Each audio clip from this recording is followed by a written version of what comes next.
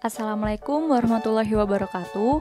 Izin memperkenalkan diri, saya Dinda Rahmakusumaning Tias, CPNS Kementerian Perhubungan tahun 2022, gelombang 1, angkatan 1, kelompok 3. Penempatan Unit Penyelenggara Bandar Udara Kelas 3, Badai, Papua. Di sini saya akan menjelaskan tugas individu asinkronus 3 agenda 3 tentang manajemen ASN. Aparatur sipil negara mempunyai peran yang amat penting dalam rangka menciptakan masyarakat madani yang taat hukum, berperadaban modern, demokratis, makmur, adil, dan bermoral tinggi dalam menyelenggarakan pelayanan kepada masyarakat secara adil dan merata, menjaga persatuan dan kesatuan bangsa dengan penuh kesetiaan kepada Pancasila dan Undang-Undang Dasar tahun 1945. Kesemuanya itu dalam rangka mencapai tujuan yang dicita-citakan oleh bangsa Indonesia. Berbagai tantangan yang dihadapi oleh aparatur sipil negara dalam mencapai tujuan tersebut semakin banyak dan berat, baik berasal dari luar maupun dalam negeri, yang menuntut aparatur sipil negara untuk meningkatkan profesionalitasnya dalam menjalankan tugas dan fungsinya, serta bersih dan bebas dari korupsi, kolusi, dan nepotisme.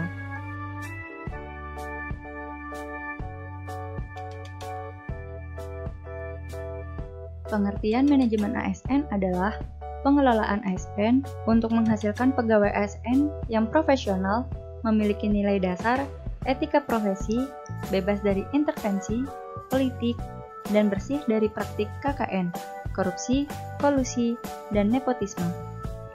Manajemen ASN lebih menekankan kepada pengaturan profesi pegawai sehingga diharapkan agar selalu tersedia sumber daya aparatur sipil negara yang unggul, selaras dengan perkembangan zaman. Kedudukan ASN.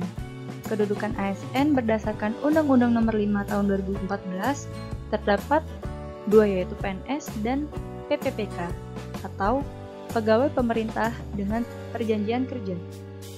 PNS merupakan warga negara Indonesia yang memenuhi syarat tertentu, diangkat sebagai pegawai ASN secara tetap oleh pejabat pembina kepegawaian untuk menduduki jabatan pemerintahan dan memiliki nomor induk pegawai secara nasional. P3K ialah warga negara Indonesia yang memenuhi syarat tertentu yang diangkat berdasarkan perjanjian kerja untuk jangka waktu tertentu dalam rangka melaksanakan tugas pemerintah sesuai dengan kebutuhan instansi pemerintah dan ketentuan perundang-undangan. Kedudukan ASN berada di pusat, daerah, dan luar negeri. Namun, pegawai ASN merupakan satu kesatuan. Peran ASN. Fungsi dan tugas ASN yaitu yang pertama, pelaksana kebijakan publik. Melaksanakan kebijakan yang dibuat oleh pejabat pembina kepegawaian sesuai dengan ketentuan peraturan perundang-undangan. Yang kedua yaitu pelayan publik. Memberikan pelayanan publik yang profesional dan berkualitas. Yang ketiga yaitu perekat dan pemersatu bangsa. Memberikan pelayanan publik yang profesional dan berkualitas. Hak ASN. Untuk hak PNS yang pertama yaitu gaji, tunjangan, cuti, perlindungan, pengembangan kompetensi, dan jaminan pensiun dan hari tua. Untuk PPPK, yang pertama yaitu gaji, tunjangan, cuti, perlindungan, dan pengembangan kompetensi. Perkembangan kompetensi, dasar hukumnya yang pertama yaitu Undang-Undang Nomor 5 Tahun 2014 tentang ASN, yang kedua yaitu PP Nomor 11 Tahun 2017 tentang manajemen PNS. Acuan pelaksanaan Peraturan LAN Nomor 10 Tahun 2018 tentang pengembangan kompetensi PNS Pasal 5. Untuk perlindungan PNS terdapat pada pasal 92 Undang-Undang ASN tahun 2014, yang pertama yaitu jaminan kematian, kemudian jaminan kecelakaan kerja, yang ketiga jaminan kesehatan, dan yang keempat bantuan hukum. Kewajiban ASN. Yang pertama yaitu setia dan taat pada Pancasila, UUD 45, dan NKRI. Yang kedua, menjaga persatuan dan kesatuan bangsa. Yang ketiga, melaksanakan kebijakan yang dirumuskan pejabat pemerintah yang berwenang. Yang keempat, menaati ketentuan peraturan perundang-undangan. Yang kelima, melaksanakan tugas kedinasan dengan penuh pengabdian, kejujuran, kesadaran, dan tanggung jawab.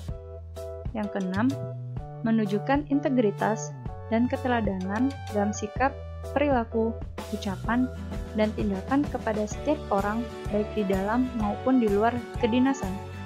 Yang ketujuh, menyimpan rahasia jabatan dan hanya dapat mengemukakan rahasia jabatan sesuai dengan ketentuan peraturan perundang-undangan.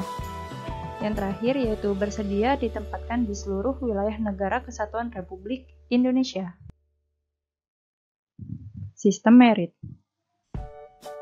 Dalam pasal 1 Undang-Undang ASN tentang ketentuan umum, sistem merit adalah kebijakan dan manajemen ASN yang berdasarkan pada kualifikasi, kompetensi, dan kinerja secara adil dan wajar dengan tanpa membedakan latar belakang politik, ras, warna kulit, agama, asal-usul, jenis kelamin, status pernikahan, umur, atau kondisi kecacatan.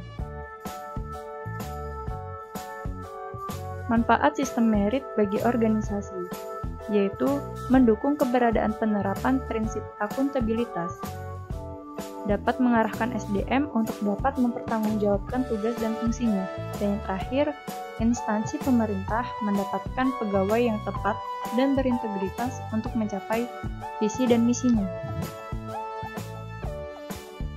Manfaat sistem merit bagi pegawai.